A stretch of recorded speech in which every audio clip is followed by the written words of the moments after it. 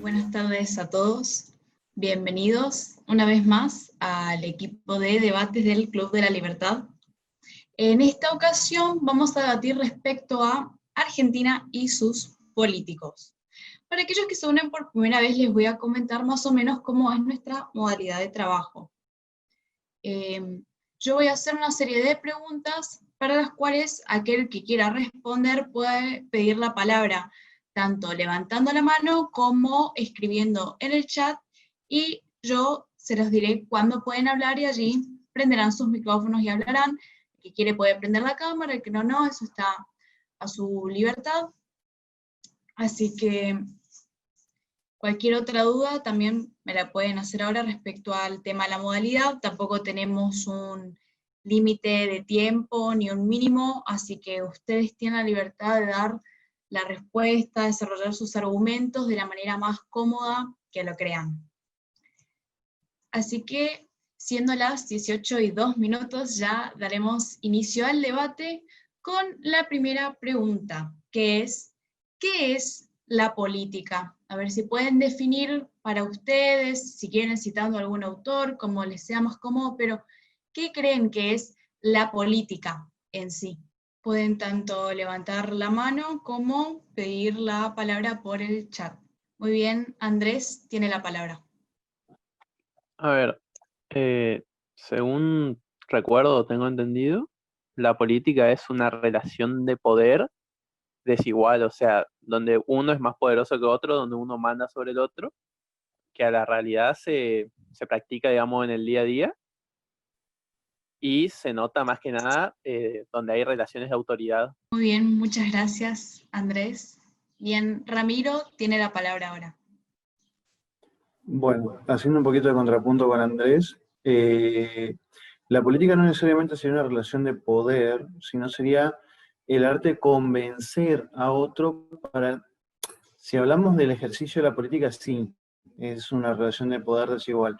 Ahora, si hablamos de practicar la política como tal, sería el arte de convencer a una persona que tenés la razón y que te vote, ¿sí? Que te dé el poder, ¿sí? Distinto serían las políticas públicas u otro tipo de cosas. Por eso la pregunta por ahí es bastante amplia y se presta a confusión. Pero está, digamos, creo que va por ahí el tema. Claro, sí, por ahí, digamos, pensando un poco para definirlo de una mejor manera, también podemos repensar en qué ámbitos es que se ejerce la política en sí. Si nos quedamos con el concepto que da Andrés, que es también la que da muchos autores, esto que es el ejercicio del poder, entonces podemos entender que el poder en sí, siendo ejercido, puede ser en distintos ámbitos, no solamente los que nosotros vemos día a día, las noticias y demás, que decimos la política esto, la política lo otro, sino que el concepto en sí de política, por allí en lo que es el ámbito en el cual se desarrolla, va un poco más allá. Entonces, ¿en qué ámbitos ustedes creen que se puede dar la política? Muy bien, Andrés tiene la palabra. Además de la política pública, digamos, creo que los mayores lugares donde se suele practicar la política o donde se practica más abiertamente suele ser en el entorno educativo, ya sea secundario, universitario, etc. Eh, Muchas veces en el entorno religioso se practica mucho, y en lo que vendría a ser las ONGs.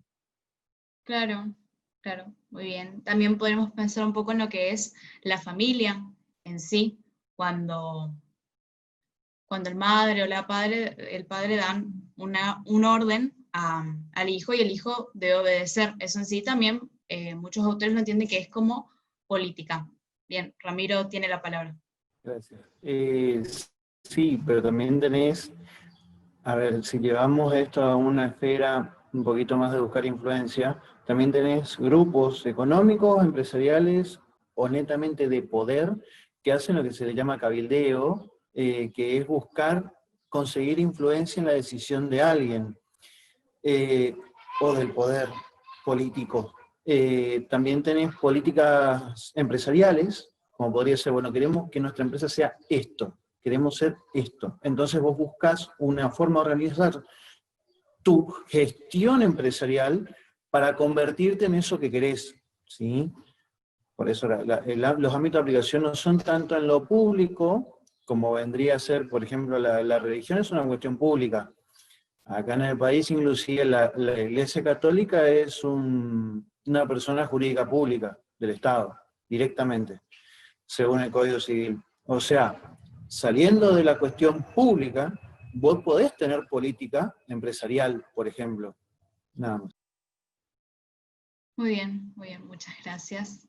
Ahora que ya hemos hablado respecto a qué es la política en sí, vamos a ir un poco más a lo que va el tema del debate en sí. Entonces, la siguiente pregunta es, ¿qué es o cómo es un político? Es decir, esta persona que hace o que ejerce la política. Bien, Andrés tiene la palabra. No, y creo que lo que la mayoría entendemos por políticos es aquella persona que tiene a la política por profesión, ya no tanto a todo aquel que haga política, sino a todo aquel que viva la política o lo haga de una forma medianamente seria o profesional. Muy bien. Ramiro tiene la palabra. Vendría a ser aquel que, usando una palabra no muy correcta, está enquistado en el sistema y nunca sale de ahí. Si no es que ejerce una función pública y después vuelve a la función privada, no, se queda ahí. Cambiará de rol, no ocupará un cargo electivo, estará de asesor de otro, ¿sí? Eso vendría a ser un político. Si alguien que se queda dentro del sistema de alguna manera, ¿sí? O sea, nunca salís de ahí. Te dedicás a vivir de eso, no es que viniste, hiciste algo que querías hacer y te fuiste. No, sino que te quedás. Bien. Ahora, la siguiente pregunta, que ya está un poco respondida por Ramiro, es ¿cuál es la función principal del político o de los políticos? Digamos, ¿cuáles deberían ser esos trabajos principales que deben llevar a cabo para hacerse llamar políticos? Andrés tiene la palabra. A ver, un político, sobre el papel por lo menos, es la persona que representa, en el sistema argentino por lo menos, que representa a un grupo de gente que lo votó, ya sea diputado, ya sea senador, ya sea presidente, gobernador, etc. Esta persona a la realidad se pasa, como decía, muchas veces pasa a ser un ñoqui, pero a mí me gustaría hacer la diferenciación. No necesariamente un político es ñoqui, si bien es una realidad que se repite mucho, no es una obligación, no es un requisito para ser político el ser un ñoqui. Bien, muchas gracias, Andrés. Ramiro tiene la palabra. No me refería a que un político por estar dentro del sistema no, necesariamente no, para nada, sino que te quedas ahí. Me gustaría, Cecilia, que me aclares si hablamos del deber ser o del ser del político. Del deber ser. Del deber ser, ok, buscar con sus gestiones el bien común, determinado por Mandrake el mago, pero el bien común, ¿sí? Eso sería el deber ser. Después el ser del político es otra cosa. ¿Sí? En la actualidad podemos decir que buscan amasar poder y dinero, mucho más no, independientemente de los intereses de cualquier otra persona o grupo, buscan para sí mismos, nada más. Claro, bien. Muchas gracias. Ahora, la otra pregunta que es, digamos, un debate que se da constantemente, más que nada en nuestro ámbito, y que una respuesta certera en sí no tiene, es si es que estos políticos son necesarios en la vida de la sociedad, es decir, para la organización en sociedad de un país. ¿Son realmente necesarios o podríamos estar sin ellos? Andrés tiene la palabra. A ver, en lo personal considero que son necesarios. Ahora, considero que para que los políticos no causen los problemas que causan, requiere un activismo cívico en lo que, o sea, que la población civil se involucre en la política de una forma mucho más activa. Por ejemplo, el típico ejemplo siempre se usa, los países nórdicos. ¿Por qué los políticos no son tan corruptos como acá. De entrada porque hay una repulsión social, o sea, la gente está observando constantemente a los políticos y desprecia cualquier acto de corrupción, sin contar eh, la existencia de sistemas de instituciones mucho más sólidas y, de nuevo, la participación cívica o lo involucrado que pueda estar la sociedad, ya que esto va a determinar el campo de acción que tenga el político, y si el político no se lo controla y se habla de cosas como roban pero hacen, terminamos avalando la corrupción, y si el político ve que puede ser corrupto, es como darle el caramelo al nene, lo va a volver a hacer para conseguir más caramelos, digamos. Muy bien, muchas gracias, Andrés. Ramiro tiene la palabra. Mira, vos me preguntás a mí en lo personal, yo creo que los políticos no. Los políticos, como definimos hoy, no. Necesitamos un sistema que busque profesionales y los asigne a un área de interés, pero no tienen que ser políticos, no tienen que ser personas que se dediquen exclusivamente a vivir de eso, de la función pública o de lo público, ¿sí? Para mí, muy en lo personal, debería crearse un sistema tal que, ¿sí?, de prepo no puedas llegar si no estás cualificado, ¿sí? Tengo entendido que hay algunos países asiáticos que tienen un sistema similar a esto, no lo sé con certeza. Ahora, quiero traer algo que dijeron en el chat que dice: los líderes son necesarios, no los políticos. Estoy en contra de eso. ¿Por qué? Porque si yo lidero y a mí me siguen, a mí, no a mi idea, no a la razón que yo esgrimo para decir que yo hago algo, ¿sí?, yo puedo hacer cualquier cosa. ¿Sí? Entonces, para mí, la que tiene es una cuestión profesional, es decir, yo puedo hablar acá de Misiones, el que está a cargo del Consejo Provincial de Seguridad Vial es un hombre que no sabe qué es una autopista y una semiautopista. Me explico lo que estoy diciendo, y es un político. ¿Sí? No sabe diferenciarme una autopista y una semiautopista. Entonces, para mí los políticos per se no son necesarios. Sí son necesarios, es necesario crear un sistema tal que, si yo quiero integrar una función pública, se asegure el mismo sistema, independientemente de las decisiones de personas, de que yo estoy calificado y soy el más calificado que quiere llegar a ese lugar. ¿Sí? Y si no estoy calificado, que quede vacante, ¿sí? Por mí que sea así. Muchas gracias. Claro, por ahí un poco en contraposición del sistema que venimos teniendo nosotros, que es, más que nada, en muchos cargos se los elige democráticamente, claro. Pero bueno, que va un poco más allá de la idoneidad que puede considerar cada uno. Ahora pasamos a la siguiente pregunta, que es: ¿qué logros han conseguido los políticos para la sociedad? Es decir, como que, ¿qué han hecho ellos por nosotros? Andrés tiene la palabra. Bueno, voy a decir lo que todos queremos decir de entrada, nada. Pero esto es relativo, o sea, hay cuestiones que son peleas cívicas, por ejemplo, el voto femenino, por dar un ejemplo súper amplio, que los políticos, si bien no fueron la causa, responden a esto, y por ende podríamos decir que aceleran el proceso de permitir que la mujer vote. Y después, un logro de los políticos que podríamos llegar a reconocer, por ejemplo, son las relaciones internacionales, que permiten que yo o que nos relacionemos nosotros, capaz con un asiático con el que en nuestra vida vamos a hablar, pero que podamos tener una relación en sentido diplomático. Está muy bien, gracias. Ramiro tiene la palabra. Coincido con Andrés que a priori nada. Sí, o sea, más allá, si nos salimos del cuento de la justicia social y la madre en coche, nada.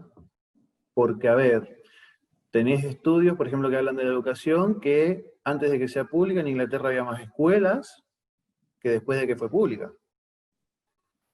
Entonces, a priori nada. Sí, crearon, por ahí se podría decir que aceleraron la llegada de cosas o servicios, productos o servicios a lugares que es dificultoso llegar porque no temen a la pérdida, no temen a la pérdida económica.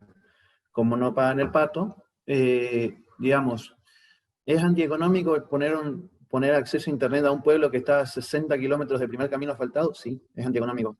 ¿Va a llegar a Internet? Y probablemente sí, eventualmente sí, y sea caro. Pero desde la política probablemente lo pusieron antes, ¿sí?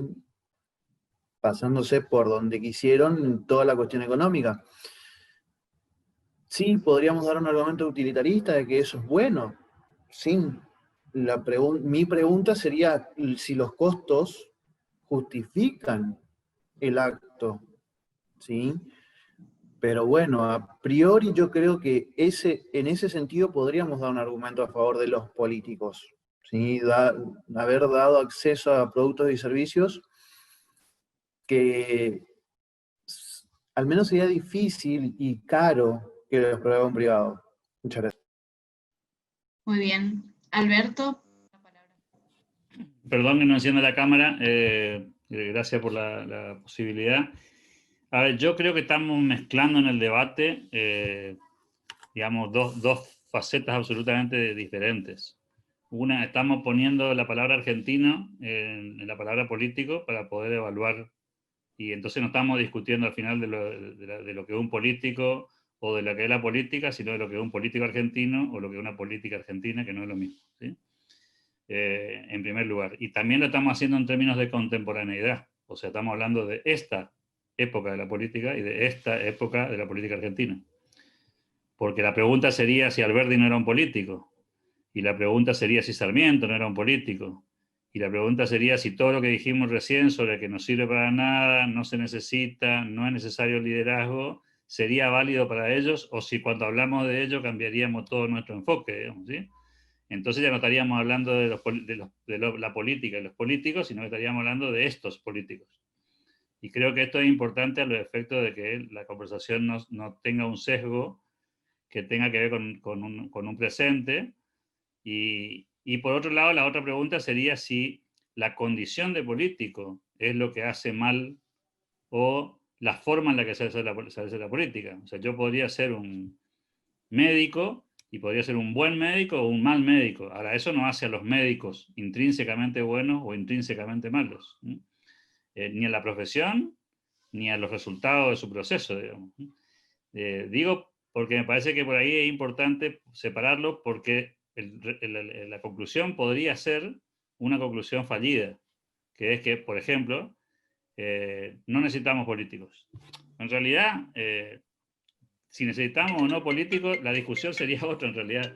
La discusión sería si necesitamos o no políticos pagados por el Estado, que es otra discusión, ¿sí? ¿Sí? Que tampoco es lo mismo. ¿Quién dijo que los políticos tienen que ser pagados por los gobiernos? Hoy dijo muy bien Ramiro, hay política empresarial. Y la pregunta sería, ¿nuestros comentarios negativos respecto a que no se necesitan serían válidos cuando hablamos de política empresarial, política deportiva, política de salud o política educativa? ¿O eso lo generalizamos y lo metemos todo en la misma bolsa? Porque yo creo que es necesario, no solamente que existan políticos, sino también creo que es necesario que existan líderes. De hecho, más que ser necesario, o que no sea necesario, el mercado dice que son necesarios, porque el mercado elige líderes. En una cancha de fútbol hay 11 jugadores y los jugadores deciden quién lidera, ¿sí? Y no hay una decisión explícita de un técnico, ni le pagan más a uno porque es líder. Simplemente se da un fenómeno de mercado donde alguien necesita una referencia y la referencia la pone algún jugador del equipo. Ese era mi aporte. Muy bien, muchas gracias, Alberto. No sé si a Andrés le quedó levantada la mano o volvió a levantar. No, levanté. Bien. Continuando con Alberto y a lo que había preguntado, de igual modo que por mucho que nosotros digamos no necesitamos políticos, repito, la política, hasta donde tengo entendido, es una relación de poder desigual por ende es inherente a todas las relaciones humanas, digamos. O sea, siempre que haya dos personas interactuando entre ellas, hay una relación generalmente desigual y por ende hay una relación política, como en el mismo aula con los profesores o entre los alumnos. Esto genera que no podamos decir, ni mucho menos livianamente, no tiene que haber políticos. Ahora, también está el factor que decía Alberto, que es verdad, en cuanto a la política pública y en cuanto a si tienen que ser pagados. Acá yo veo un problema, que es que en Argentina ser político, llegar a un cargo, se volvió una profesión, digamos, ya. Vos sos político porque tu viejo fue político y tu abuelo fue político, como ese que estudia Derecho porque toda su familia son abogados, digamos. Entonces, cuando se pierde el foco del objetivo de la forma de ejercer política, vuelvo a lo anterior, se requiere una población civil, o sea, gente más activa, más interesada en la política, que no perdone actos de corrupción, mucho menos que los justifique, como pasa en Argentina, y además de eso, se tendrá que reducir las ganancias que se generan por política, pero acá también vuelve a la sociedad civil. ¿En qué sentido? Es verdad que los políticos se ponen su propio sueldo. Ahora, si un político sabe que que si él se aumenta el sueldo va a generar rechazo en sus votantes, y muy probablemente no se suba el sueldo, por más que tal vez pida al de otro partido que suba el sueldo y él vote que no para que sus votantes estén contentos y haga artimañas por atrás. Si la sociedad exige cosas como que un político esté más cerca de la realidad que el resto, que lo que están ahora, digamos, lo permite. Y volviendo a un tema de antes de que habló Alberto, por último, creo que antes de la pregunta incluso, se habla de sistemas que se encarguen de que estés cualificado para realizar ciertas tareas que se te pongan, por ejemplo, un ministerio. A ver, esto en la teoría no se vota. Vos votás a un líder de partido y ese elige los ministros según él considere su capacidad. Pero Bullrich no ganó ninguna elección, por ejemplo. Guzmán no ganó ninguna elección. Entonces, el problema no es encontrar la gente más cualificada, sino el problema estaría en evitar actos de corrupción para que el encargado de poner esa gente no ponga a la gente menos cualificada o a conveniencia. Está. Muchas gracias, Andrés. No sé si alguien más desea también responder. Ok, Ramiro tiene la palabra. Gracias, Cecilia. Yo me refería, bueno, le respondo primero a Alberto, yo no me refería a que no haya política privada, por ejemplo, tomando el ejemplo que él dio. Yo me refiero a que el político de profesión, aquel que nunca sale de la esfera, no es necesario, ¿sí? A mi parecer. Y también me refería a que el liderazgo político, entendido como liderazgo estatal, está mal, ¿sí? Porque, a ver, nadie va a negar que Perón o Cristina son líderes, ¿sí? Entonces, si llegamos a confundir a un líder con que está bien lo que él haga y yo sigo lo que él diga, ese es el problema. Ahí se genera un problema. Me voy con Andrés. Ponele que lo mezclo con el tema del liderazgo. Ponele que vos tenés un líder político, líder muy fuerte, muy querido, muy amado, y decide subirse los sueldos. ¿Quién le decía algo? Por otro lado, yo me refería a un sistema tal que no permita a que vos puedas seleccionar libremente a quién va a estar en un ministerio, por ejemplo. Vos no puedas, si yo te elijo a vos presidente, vos no podés elegir libremente al ministro de Educación, por decir, ¿sí? Sino que tenés que elegir al más cualificado, ¿sí? Para mí eso sería lo mejor, lo ideal, ¿sí? Y que no dependa, ¿sí?, de personas la elección. Para mí eso es fundamental, porque si no yo puedo acomodar los criterios de tal manera que sea él y solo él, ¿sí? ¿Me explico? Para mí la decisión no debe recaer sobre una persona, porque si no yo lisa y llanamente acoto las características que debe tener la persona para ejercer el cargo, cosa que se amolde perfectamente a alguien, ¿sí? Que es lo que pasa hoy por hoy en una licitación, por ejemplo. Hoy por hoy pasa eso en todas las licitaciones, ¿sí?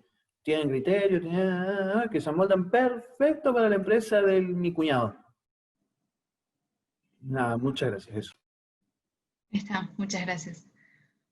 Ahora, vamos a dar vuelta a la pregunta con respecto a, primero era, ¿qué han conseguido los políticos en sí para la sociedad? Ahora, la pregunta es, ¿qué han conseguido los políticos para ellos mismos? Es decir, más para un beneficio propio. Andrés, tiene la palabra. Bueno, empezando, invito a todos los demás que están escuchando, si quieren dar alguna opinión, lo que sea, que la hagan tranquilamente. Y hablando del tema, yo creo que los políticos consiguieron, primero que nada, privilegios como si fueran una realeza, fueros, estar exentos de la ley, de entrada. Eso a nivel, digamos, jurídico o nivel formal. Ahora, yo creo que consiguieron algo que es mucho más peligroso, que es que consiguieron un séquito ciego, por llamarlo de algún modo, que es esa gente que ve la política como un partido de fútbol, que tienen su equipo y si ganaron no les importa cagarse de hambre porque ganó su equipo. Y yo creo que esto es un logro de la política por la forma en la que se practica política y que es un resultado de décadas de demagogia que educan así a las personas. Y yo creo que ese es el logro más grande que consiguieron para sí los políticos, que por desgracia para nosotros sería, y por gracia para ellos, es a costa de la sociedad y a costa de que se tomen las peores decisiones para el conjunto de la sociedad civil. Muy bien, muchas gracias. Bien, Ramiro, tiene la palabra. Solo quería agregarlo a lo que dijo Andrés, que fíjate que no es una cuestión de coyuntura, ni siquiera es una cuestión de Argentina eso que dijo él. Podés irte a España y ves que Podemos es lo mismo, que tiene la misma característica el votante de Podemos, que ya le dicen Podemita. También tenés mucho de ese River Boca en Estados Unidos. Entonces no es una cuestión solo de acá. Capaz acá está mucho más, se nota mucho más, sí, pero no es lo único. Inclusive, fíjate, hablemos de beneficios económicos, ¿sí? En muchos países tenés que políticos no tienen grandes sueldos, pero sí que tienen servicios gratis, sí que tienen autos, sí que tienen, o sea, consiguieron muchas cosas para sí, porque dicen, no, es parte de la función. Nada, muchas gracias. Muy bien, Hernán, tiene la palabra. Bien, disculpen que llegué tarde para el Zoom, pero se me hizo imposible llegar antes. Hay un par de cosas que, bueno, les quiero transmitir simplemente mi propia experiencia. Yo he sido concejal acá en Mar del Plata, en mi ciudad de toda la vida. Y hay varias cosas. En primer lugar, les digo, chicos, que los políticos somos un pedazo de la sociedad puestas en un lugar determinado. Nadie imaginaría los gobiernos que tenemos, por ejemplo, en Canadá, en Japón, ni siquiera en Uruguay. Nosotros tenemos los políticos que se nos parecen. Ahora, creo que el problema fundamental que tenemos para la elección es el sistema de la lista sábana. Al menos acá en la provincia de Buenos Aires yo he compartido listas con gente que realmente yo mismo no votaría, pero no podía dejar de votarlo porque estaba en mi lista. Y cuando vos estás sentado en una banca y te crees útil para la sociedad y pretendés, porque uno tiene aspiraciones políticas, renovarla, resulta que te ves atado más al que el día de mañana, cuando vengan las elecciones, tenga la lapicera para armar la lista, que en el votante que te tiene que elegir para volver a ponerte en ese lugar. Entonces creo que el sistema de depuración que tiene el ciudadano argentino para poder elegir sus representantes es extremadamente torpe y finalmente termina en la banca gente que no es representativa de la gente que lo vota. Entonces no podemos filtrar. Y las cosas que se votan y las barbaridades que salen de la legislatura salen siempre por unanimidad, siempre sin discusión, siempre a libro cerrado, porque están respondiendo al dueño de la lapicera y no al votante. Eso en primer lugar. Segundo, otro conflicto de intereses que uno se encuentra cuando hace política es que desde la utopía de hacer política y de las buenas intenciones es bárbaro, pero cuando se acercan las elecciones, hacer una campaña no es caro, es carísimo. Y nosotros, los liberales que nos manejamos con la praxeología, sabemos perfectamente bien que alguien que invierte un dinero es porque por lo menos quiere recuperarlo después.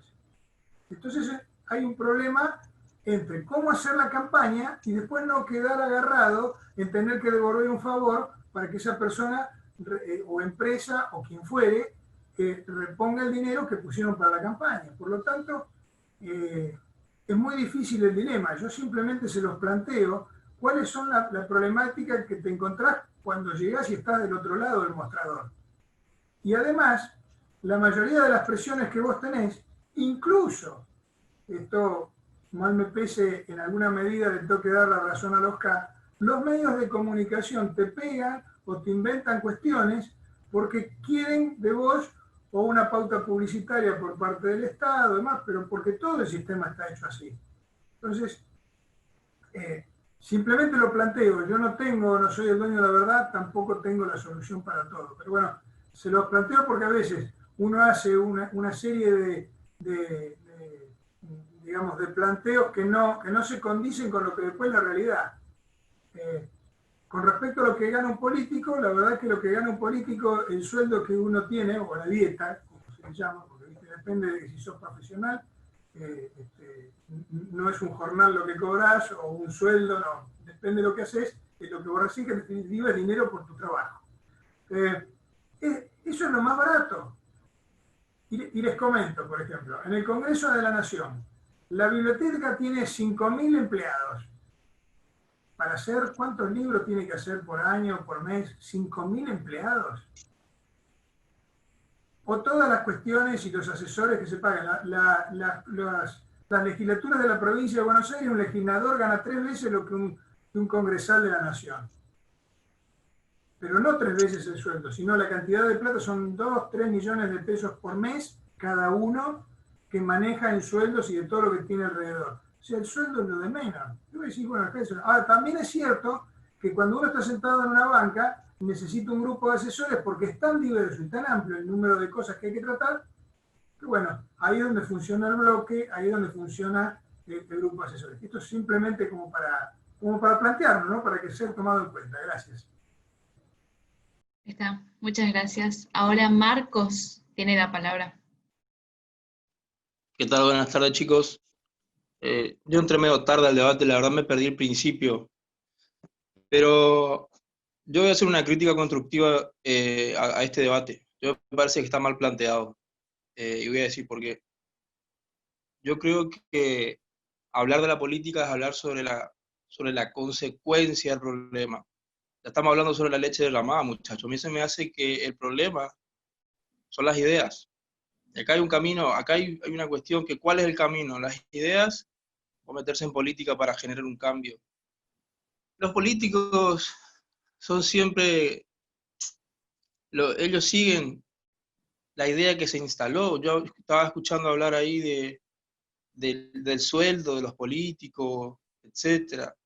ustedes sepan que cada vez que se instala una idea en la sociedad, esa idea genera incentivos y como consiguiente de esos incentivos también se generan resultados. Si la idea que se instala en la sociedad es la del estado de bienestar, las instituciones que la sociedad va a querer son instituciones de estado de bienestar. Y ahí el político no tiene nada que hacer, el político lo único que hace es seguir la idea que ya está circulando en la sociedad. Lo que nosotros tenemos que hacer es meter ideas de libre mercado, no meternos en política. Esto está para el debate, digamos, pero fíjense que se quejaban, por ejemplo, yo estaba escuchando ahí, ponían como ejemplo, perdón, el enorme sueldo de los políticos. Esa es una visión que está en la sociedad. Nosotros estamos permitiendo eso. Nosotros, yo creo que en este sentido lo que tenemos que apelar es a la desobediencia civil.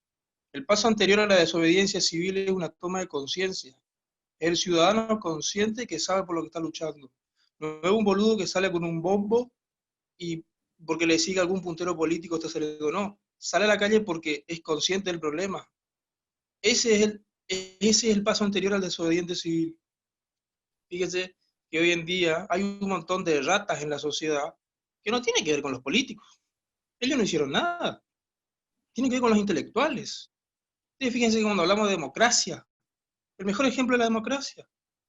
Vos hablas de democracia y todo hacen como una reverencia, como un respeto. Acuérdense lo que decía Aristóteles. La democracia es la carga del diablo, decía. Siempre desemboca en demagogia.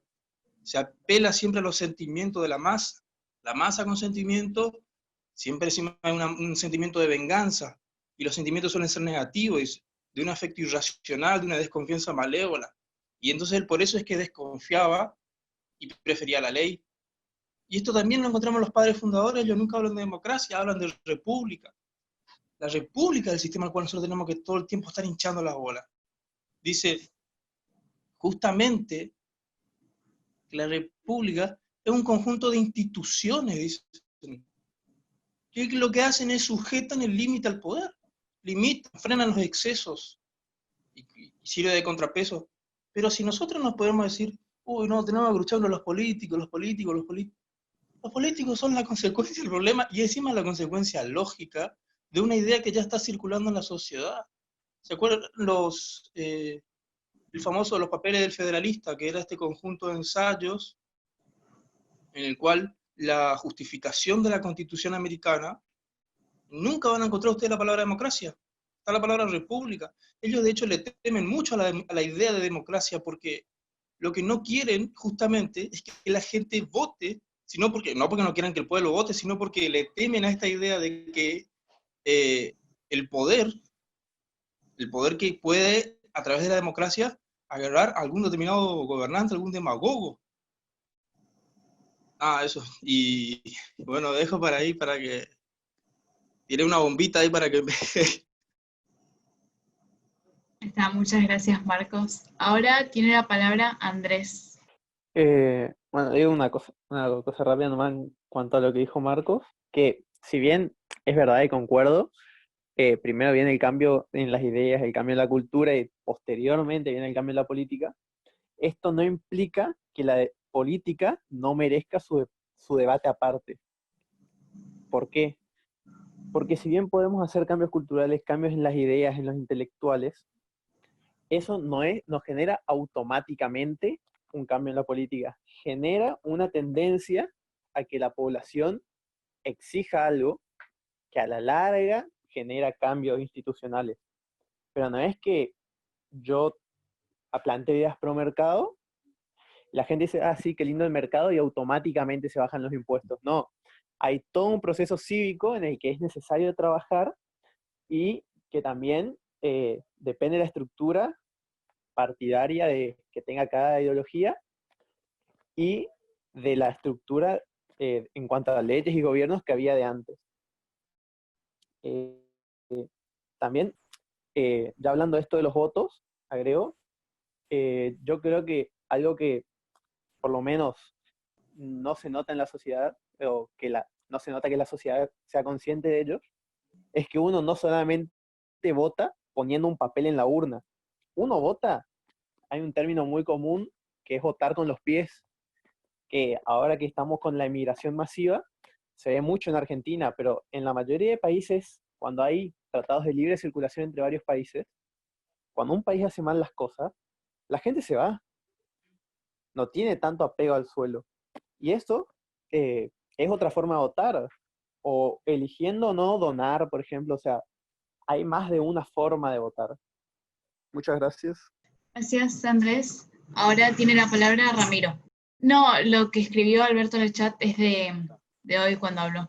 Los intelectuales también son políticos, Marcos, ellos hacen política. Lo que decíamos antes de que vos entres al Zoom era que la política no es solo la función pública, ¿sí? La política es de diversos tipos, inclusive los intelectuales son políticos y hacen política, ¿sí? En este caso es una política tendiente a que todos demos por sentado que es bueno el estado de bienestar, por decir algo, o es bueno solo si hay una gran apertura económica y además hacemos algo de estado de bienestar, ¿sí? Eso es política también. Vos hablas de democracia versus república. Por eso yo decía antes que debe haber un sistema tal que impida, ¿sí?, que se tomen decisiones arbitrarias, ¿sí? Para mí ese es un gran problema. Para mí debe haber un sistema tal que no te permita bajo ningún punto de vista ni jurídico, ni político, ni electoral, tomar decisiones en ese sentido. Y ahí va lo que decía Andrés. ¿Por qué hay que plantear el debate político? ¿Sí? Porque ponele que mañana nos dicen, ok, hagan, y no tenemos ni idea de qué hacer, pues nos quedamos meramente en las ideas, ¿sí? Entonces tenemos que generar conocimientos, procesos que sean llevables a cabo, que sean posibles de llevarse a cabo, para que una vez que entremos, o sea, que entren las ideas, que entre, inclusive electoralmente se gane una alternativa liberal, ¿sí?, que se pueda hacer algo, porque si vos entras a tontas y locas y te topás con 45 leyes que te prohíben hacer algo, ¿cómo haces? Entonces el debate político es necesario, el debate político es bueno en ese sentido, ¿por qué? Porque nos prepara a los que somos alternativa, a los que somos oposición a las políticas demagógicas, ¿sí?, de decir, bueno, ponele que llegamos, ok, ¿cómo arreglamos el Registro Nacional del Automotor? ¿Sí? Que para mí es terrible, ¿sí? Pero si nunca pensaste cómo se puede arreglar el Registro Nacional del Automotor y te agarrás de esa bola, no vas a saber qué hacer. Entonces es necesario el debate político, es necesario decir cómo lo hacemos, quién lo hace, cómo reformás el sistema de tal manera que te sea imposible volver a tomar una política demagógica. Porque un gran problema está en que es posible tomar una medida demagógica. O sea, yo planteo lo siguiente. Si no es posible tomar una medida así, ¿cómo haces para tomarla? Por más que el pueblo te lo pida, por más que te prendan fuego, ¿cómo haces? ¿Sí? O sea, vos tenés un sistema jurídico tal que te prohíba de todas maneras hacerlo. Es necesario buscar una forma y pensar la forma de armar ese sistema político que te impida tomar una política demagógica. Gracias. Muy bien, muchas gracias. Ahora sí, Alberto tiene la palabra. Sí, yo quería sumar un par de cosas. Primero, que me parece que habría que desdoblar la discusión. Una cosa es el régimen político y otra cosa son los políticos. Los políticos funcionan como en cualquier sistema con las reglas de juego vigentes. Y el comportamiento de la política también tiene que ver con las reglas de juego, ¿sí? No es lo mismo jugar al rugby que jugar al vóley. Y si las reglas son distintas, el comportamiento de los jugadores también es diferente. Los incentivos y desincentivos que existen en la política argentina hacen que la calidad de la política argentina sea mala, no porque los argentinos seamos intrínsecamente malos, sino porque las reglas de juego están diseñadas de un modo tal en el que los incentivos son incentivos a hacer las cosas mal y no incentivos a hacer las cosas bien, porque no hay ningún desincentivo por hacer las cosas mal, por eso tenemos la vicepresidenta que tenemos. Si hubiera un desincentivo, probablemente sería diferente. Lo otro que quiero decir es que me parece, lo digo con el máximo respeto, yo creo que es un falso dilema el de los políticos y los intelectuales, porque es como decir que un equipo de fútbol tiene que jugar con defensores nomás, o un equipo de fútbol tiene que jugar con delanteros nomás. En realidad un equipo de fútbol tiene que jugar con defensores, con mediocampistas y con delanteros. O sea, tiene que jugar con roles. O es como preguntarse cuál de los filos de la tijera es la que corta. Los filos de la tijera que cortan son los dos filos, no un filo. Con un filo solo no se corta. Vos necesitas intelectuales y necesitas políticos. Y miremos y si no, saquémonos la careta y dejemos de elogiar los procesos de reformas estructurales que se hicieron en los países que nosotros elogiamos, porque les recuerdo que esos procesos lo hicieron los políticos. No lo hicieron tipo de madera o tipos que estaban en la universidad bajando línea y haciendo batalla intelectual solamente. Vos necesitas la batalla intelectual, que trabaja sobre la demanda, y necesitas los políticos que trabajan sobre la oferta. La concomitancia de los Alberdi con los Urquiza son los que hicieron la revolución en la Argentina. No Alberdi solo, no Urquiza solo, sino la convivencia de un proceso intelectual por un lado y político por el otro. Porque Alberdi no hubiera agarrado una espada y se hubiera ido ni a Casero ni a Pavón. Es decir, alguien tiene que hacer la tarea. Y entonces la pregunta sería, ¿cómo convivimos con esa dualidad, que en definitiva son las reglas de la vida esa, donde vos tenés que convivir con la política y tenés que convivir con la batalla cultural o con la cuestión intelectual? De ese mix surge, a mi juicio, el resultado del proceso, de esa mezcla entre ambas cosas. Por eso es que creo, si ustedes que están, por ejemplo, muchos de los que están aquí vinculados al Club de la Libertad, y mañana hay un debate sobre una política pública en la ciudad X, ¿sí? Y ustedes que trabajan en el mundo de las ideas, se les presenta la oportunidad de hablar con un dirigente político, digamos, promedio, ni siquiera le voy a decir los peores ni los mejores, promedio.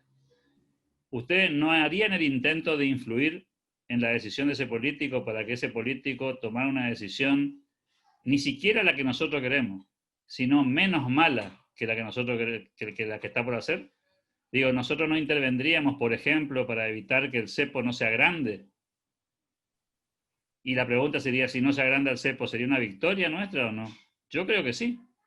Yo creo que sí. Y eso lo harían políticos con los que nosotros no estamos de acuerdo. De eso se trata el juego este. Se trata de correr el arco, lo que nos toca a nosotros en la batalla cultural, pero correrle el arco a la política, en el concepto más amplio de la política. Y bueno, ahí tenés que negociar con políticos, lamentablemente, y te toca eso, si no, para que no tendría sentido la votación en el Congreso si la lógica fuera solamente la batalla cultural. Es una combinación, y en el Congreso se votan decisiones. A ver, en una sociedad narcocapitalista en la que no existiera eso, bueno, podemos discutirlo. Pero el mundo real está construido de lo que existe, no de lo que no debería existir, ¿sí? El mundo real, yo mañana en la mañana tengo que pagar el IVA. Me gustaría que no exista el IVA, pero yo vivo con el IVA, no vivo sin el IVA. No llego al kiosco y le digo, mire maestro, como yo no creo en el IVA, no me cobre el IVA, porque yo no creo en eso, ¿sí? El tipo me la cobra igual, digamos, ¿sí? Entonces, de eso se trata, convivir con el mundo real mientras cambiamos el mundo que nosotros queremos. Gracias. Muy bien, muchas gracias, Alberto. No sé si Hernán desea comentar o simplemente le quedó levantada la mano de hoy. No, me quedó levantada la mano de hoy, pero coincido plenamente con el comentario que acaba de hacer Alberto. Casi no tengo mucho más para agregar, así que te agradezco, Cecilia. Un simple detalle quería agregar, es que siento con Marcos que comentó de que no hay que meterse en política. No, yo creo que todos ustedes deben jugarse el pellejo y entrar en política, porque uno debe con estas ideas convencer al resto. Hay mucha gente que está desforestada directamente de tener una idea y sigue la manada, nada más. Si nosotros tenemos las ideas claras de lo que nosotros pretendemos, hay que ingresar a la política, hay que infectarlos del liberalismo, por decirlo ahora con esto de la infectadura, y hay que ir por el poder. Porque el poder hay que llegar para poder hacer las cosas, para poder cambiar. De eso se trata el poder. Gracias. Muy bien, muchas gracias, Hernán. Ahora me gustaría hacer una pregunta que va un poco a lo que ya venían hablando todos, o casi todos en sí, a la hora de responder la pregunta anterior, que es, entonces, ¿de qué manera creen que influye en las decisiones políticas del país la actividad de la sociedad, es decir, este activismo civil o cívico del que, por ejemplo, hablaba Andrés. Como vemos en estos días, por ejemplo, todas las marchas que se están organizando y demás, ¿qué tanto creen que influye a la hora de tomar las decisiones políticas del país? Andrés tiene la palabra. Bueno, yo siguiendo con el peso que le doy a la sociedad civil, yo considero que influye incluso más que la misma política, que el mismo sistema político o que el Estado, ya que al final del día lo que avala o no una política es la sociedad civil. Por ejemplo, vos podés decretar que es ilegal para menores de 18 años tomar alcohol, pero acá en Corrientes toman igual y nadie va preso por venderle alcohol a menores de edad. ¿Por qué? Porque si bien por una ley nacional no se permite que los menores de 18 años tomen alcohol, la población, por lo menos en la provincia de Corrientes, no tiene interés o no avala esa ley, por ende no la cumple. Y hay una frase que dice, no podés meter en la cárcel a todo el país, digamos, o no podés meter medio país a la cárcel. Por eso, yo creo que la reacción que tenga la sociedad es muy importante, pero más importante todavía es el activismo directo que tengan, porque obviamente no es la misma influencia la que tiene una persona que es activa políticamente que otra persona cuya única actividad es poner un voto en la urna y retuitear lo que sea. Entonces, yo creo que la sociedad civil tiene mucho peso, pero más todavía tiene la sociedad civil activa en la política. Y creo que también la gente no tiende a ser consciente de lo importante que puede ser esta. Muy bien, muchas gracias, Andrés. Bien, si nadie más, ok. Ramiro tiene la palabra. No, sí, una cosita. Sí, yo creo que es importante la sociedad civil que tiene cierto poder después de una masa crítica. Después de una masa crítica. Si somos tres tarados hablando en un café, no. Pero después de una cierta masa crítica, sí. Hago un comentario de lo que dijo Andrés. El gran problema de las herramientas jurídicas o políticas que se crean y no se respetan es el siguiente. Sirven de excusa para después. Ponele cualquiera de nosotros que salimos a hablar, que lo que sea. Acá en Argentina, en casi todas las provincias, están adheridos a la ley 24.429, que es la de tránsito. ¿Sí? Implica que si vos pasas 3 veces en rojo, te meten preso. No se cumple nunca, no conozco casos. ¿Sí? Llevo 8 años en el tema, no conozco casos. Ahora, imagínate que vos seas un tipo que hace mucho ruido y te pasaste 3 veces en rojo. ¿Te pensás que no te van a meter preso? Digamos, la herramienta existe y el riesgo es que exista, por más que no se cumpla. Eso es algo que también tenemos que tener conciencia. Nada más. Muy bien, gracias. Ahora vamos a pasar a la siguiente pregunta, que un poco ya lo hablaron anteriormente, que es, ¿de qué manera influye la ideología, o también puede ser la diversidad de ideologías que vemos nosotros, en la política en sí? Andrés tiene la palabra. Bueno, yo ahí creo que la diversidad de ideas o de política, si bien tiene cierto peso, no es tan fuerte como la cantidad de gente que sigue estas ideas. Yo pienso eh, en las fuerzas que aplican sobre un cuerpo, pero no sé si me van a entender, pero pensemos como que están las políticas y hay 7 personas tirando de la soga a distintas direcciones. No importa si vos agregás 3 sogas más, o si es más relevante incluso si vos ponés esas 3 personas en cualquiera de las sogas, porque van a empujar hacia ese lado, sin necesidad de que haya sogas nuevas. Entonces, es hasta más importante la cantidad de gente que el enfoque político, como decía Ramiro, la masa crítica. También considero que, así como podemos entender a las ideologías como direcciones, también se entiende que hay veces que ciertas ideologías se ayudan entre sí, como por ejemplo, la vez pasada tuvimos el debate de conservadurismo y liberalismo, vemos que tenemos intereses en común, por ende, en ciertos temas, el crecimiento de uno beneficia al otro. Así como, por ejemplo, los radicales con el PRO, que al ser de una misma alianza, la reputación de uno beneficia indirectamente al otro. Muy bien, muchas gracias, Andrés. Pero esto también tiene que ver un poco con lo que venían hablando antes de lo que ya pasa a ser el fanatismo en sí. Cuando una persona que ejerce un puesto político, un líder, llega a convencer a una determinada masa de personas y ya, como decía también Ramiro, no importa lo que diga o lo que haga, la gente lo va a seguir, así que me parece que influye bastante. Siendo ya las 19 en punto, debemos dar por cerrado el debate. Les agradezco a cada uno, tanto a los que han participado como a aquellos que se han quedado a escuchar. Y les comento ya para que estén atentos, vamos a estar anunciando a través de las redes sociales del Club de la Libertad cuándo será el próximo evento, el próximo debate, que será el 6 de octubre, siempre los martes, son cada 2 semanas, también a este horario, entre las 18 y las 19 horas. Así que los esperamos y también espero que hayan disfrutado de este debate tan enriquecedor. Desde ya, muchas gracias. Que tengan buena tarde.